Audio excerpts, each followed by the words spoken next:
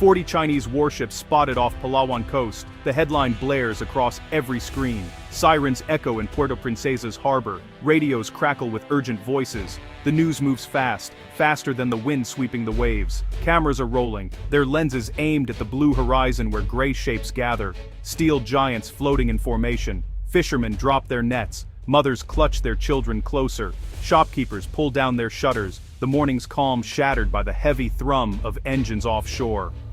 There is tension in the air, thicker than the tropical humidity. For years, the sea was a place of life and livelihood. Today, it feels different, uncertain, dangerous. Social media explodes with images and shaky videos. Reporters race to the docks. Some locals say they have never seen anything like this. Others remember tales told by their grandparents, stories of war, invasion, and the long struggle for independence. The message is clear. Something big is happening, and no one can look away. The Philippine government calls for calm, but rumors swirl faster than official statements. Is this an invasion, a warning, or just a show of force? Across the country, families huddle around radios and phones, desperate for the latest updates. The world is watching, and so is every person on these islands.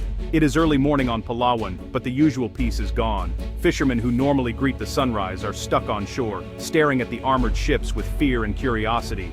Boats stay tied to the docks. Some men curse under their breath, worried about lost incomes. Others whisper about what might come next. Children, once free to play at the water's edge, are kept inside. Parents warn them not to go near the beach. The local market is quieter than usual. Even the dogs sense something is wrong, barking at every distant sound. The air feels thick with worry. Schools stay open, but teachers struggle to keep children's attention. Everyone wants to know what will happen if the warships move closer. The older generation recalls the Japanese occupation during World War II. Young people search the internet for answers, but find only speculation and fear. At night, streetlights flicker over empty roads. Families gather to pray, hoping for peace. The world may see headlines, but here in Palawan, the crisis is real and personal. Every life is changed, at least for now, by the gray shadows on the sea. Why are 40 warships here? The answer lies beneath the waves. Recently, scientists discovered vast deposits of rare earth minerals off Palawan's coast. These minerals have strange names: neodymium, dysprosium, terbium, but they are crucial for modern life. They power smartphones, electric cars, wind turbines, and military technology. Rare earth minerals are not actually rare, but they are hard to find in amounts that are easy to mine. Extracting them is complex, expensive, and can damage the environment. For decades, countries have searched for new sources. Now it seems, the Philippines holds a key to the future. This discovery has turned Palawan into a global hotspot overnight. The minerals could mean billions of dollars in revenue. They could lift thousands out of poverty and help the Philippines leap forward in technology. But they also bring risks: competition, corruption, and conflict. People here know little about rare earths, but they understand one thing. The world suddenly cares about their home. The warships are proof. The sea is no longer just a source of fish. It is now a battleground for the world's most valuable resources. The arrival of the warships is not just a local issue, it is a global crisis. TV crews from the United States, Japan, and Europe land at Puerto Princesa Airport. Journalists scramble to interview fishermen and photograph warships. Every major capital is watching, analyzing, and reacting. Why? Because whoever controls rare earth minerals controls the future of technology. China currently dominates the world's supply. That gives it enormous power over industries everywhere.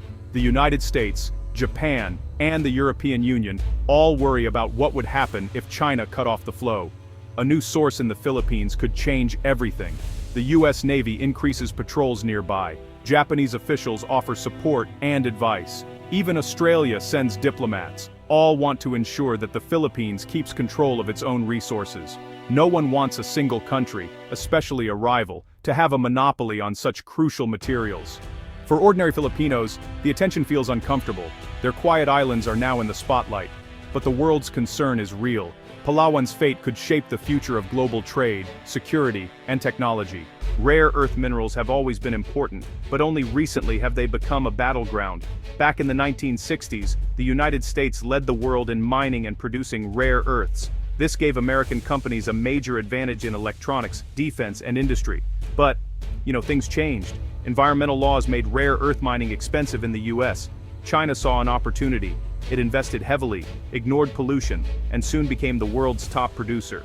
Today, China supplies about 70% of all rare earths. The world depends on China for phones, cars, and even fighter jets. This dominance worries many nations. What happens if China decides to stop exports? It has done so before, using its supply as a weapon in trade disputes. That is why the discovery in the Philippines is so important. It offers hope for breaking China's grip on these vital materials. The battle for rare earths is not just about business. It is about power, security, and the ability to shape the future. The presence of warships shows just how high the stakes have become. Mining rare earths is not easy. The process uses dangerous chemicals and creates toxic waste. Rivers can turn poisonous, and air can fill with dust and heavy metals. In China, entire villages have suffered from pollution linked to rare earth mining. The cost to health and the environment is high. There are other risks too. Sudden wealth can lead to corruption. Money meant for schools and hospitals can disappear into private pockets. Powerful interests, both local and foreign, may try to control the industry. Ordinary people can be left out, or worse, pushed aside. International pressure is strong.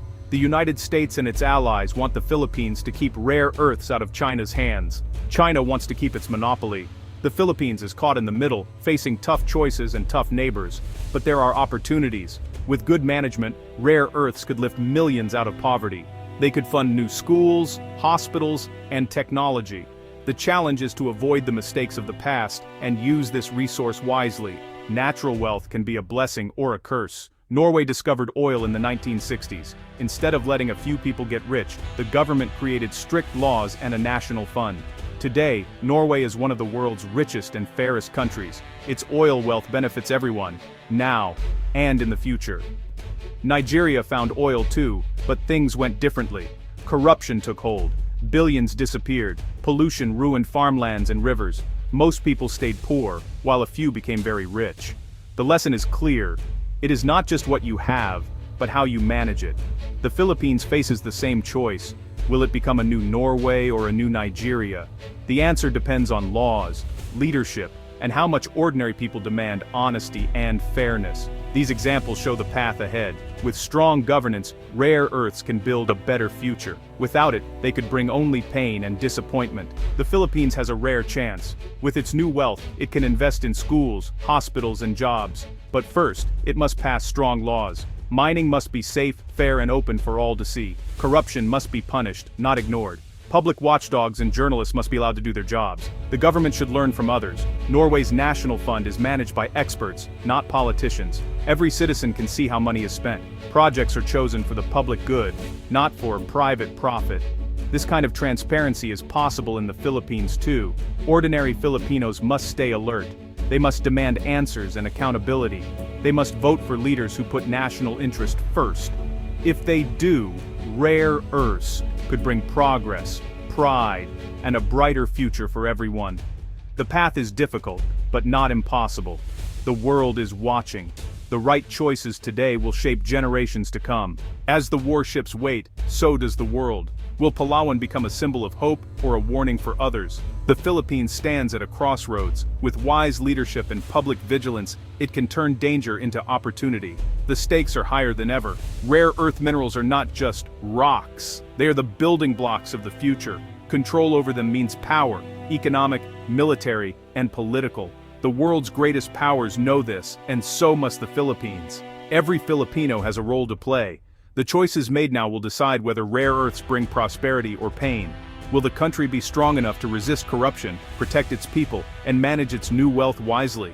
The answer will shape not just the future of the Philippines, but the future of the world. The eyes of the planet are on Palawan. History is being written, one decision at a time.